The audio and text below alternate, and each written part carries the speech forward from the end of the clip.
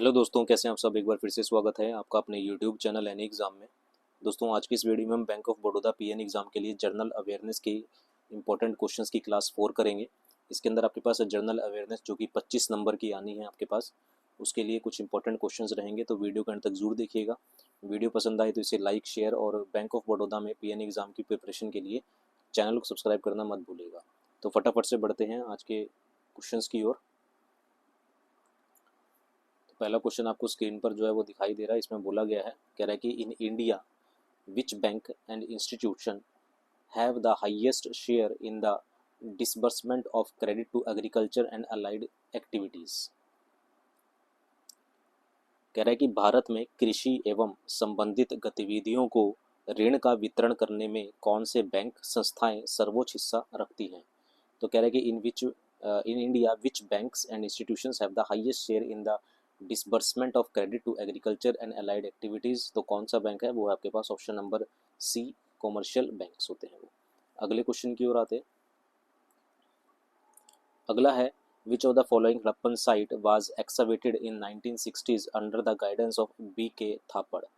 कह रहा है कि निम्नलिखित में से किस हड़प्पा स्थल की खुदाई 1960 के दशक में बी के थापड़ के मार्गदर्शन में की गई थी।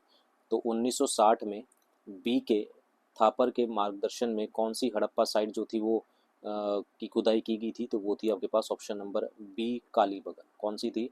कालीबंगन थी। अगले क्वेश्चन की ओर आते। अगला है, Dhordo village has been awarded as the best tourism village by UNWTO। It is located in which district of Gujarat. कह रहा है कि धोरडो गांव UNWTO द्वारा सर्वश्रेष्ठ पर्यटन गांव के रूप में सम्मानित किया गया है। यह गुजरात के किस जिले में स्थित है? तो जो धोरडो विलेज है ये गुजरात के कौन से डिस्ट्रिक्ट में है? तो ये कच्छ में है। ऑप्शन नंबर आपके पास सी जो है वो सही हो जाएगा। अगले क्वेश्चन की ओर आते। अगला है, who brought out the journal Samved Kummudi to educate the people on various social issues during the 19th century। कह रहा है कि इस 19वीं शताब्दी के दौरान विभिन्न सामाजिक मुद्दों पर जनता को शिक्षित करने के लिए संवाद कौमुदी, कौन सी है? संवाद कौमुदी है, किसने लिखी? पत्रिका जो थी वो किसने निकाली थी?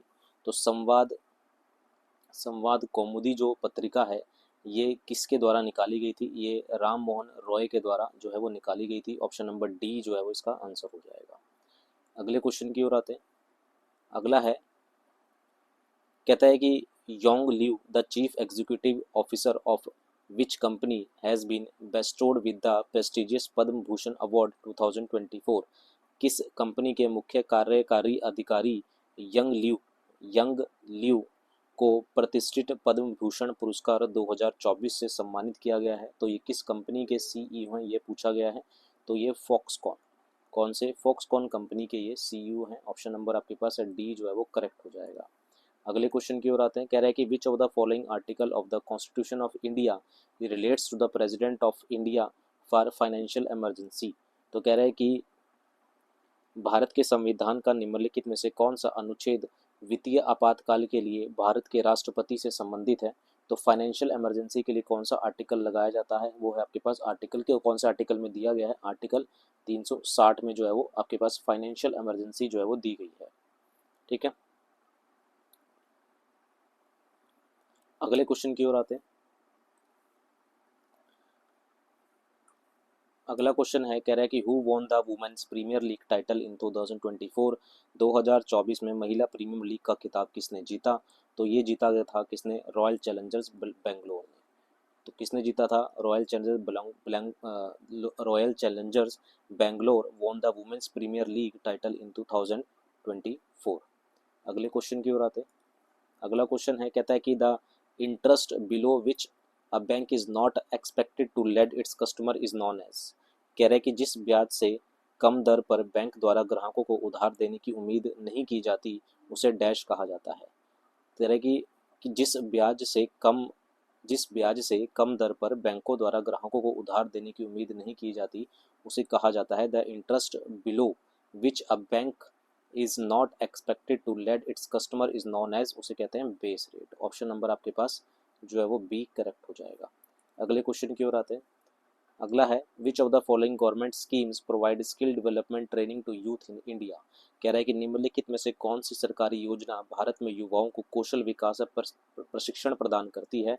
तो कौन सी है वो योजना, वो है प्रधानमंत्री कौशल विकास योजना। ऑप्शन नंबर बी जो है वो इसका सही आंसर है। अगले क्वेश्चन की ओर आते हैं। अगला है article 44 of the Indian constitution is relate to. भारतीय संविधान का अनुच्छेद 44 डैश से संबंधित है।